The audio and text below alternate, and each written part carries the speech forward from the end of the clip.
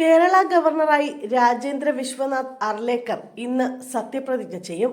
കേരള ഗവർണറായി രാജേന്ദ്ര വിശ്വനാഥ് അർലേക്കർ ഇന്ന് സത്യപ്രതിജ്ഞ ചെയ്ത് ചുമതലയേൽക്കും.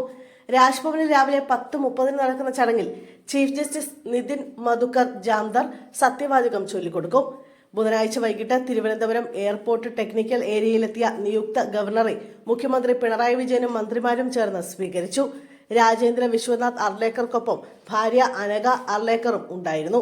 മന്ത്രിമാരായ K Rajan, Ramachandran Kadannappally, V Sivankutty, K N Balagopal, speaker A N Shamseer, mayor Arya Rajendran, Antony Raju MLA, MP-മാരായ A Rahim, Shashi Tharoor, chief secretary Sarada Muraleedharan, മറ്റ് ഉന്നത ഉദ്യോഗസ്ഥർ എന്നിവർ സന്നിഹിതരായിരുന്നു.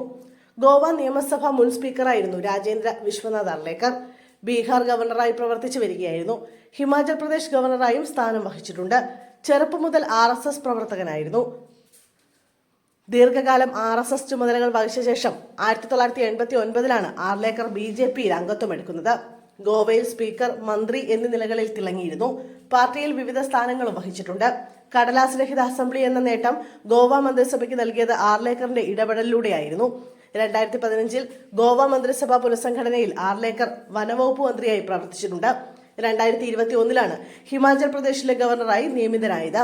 പിന്നീട് 2023-ൽ ബീഹാർ ഗവർണറായി നിയമിതനായി.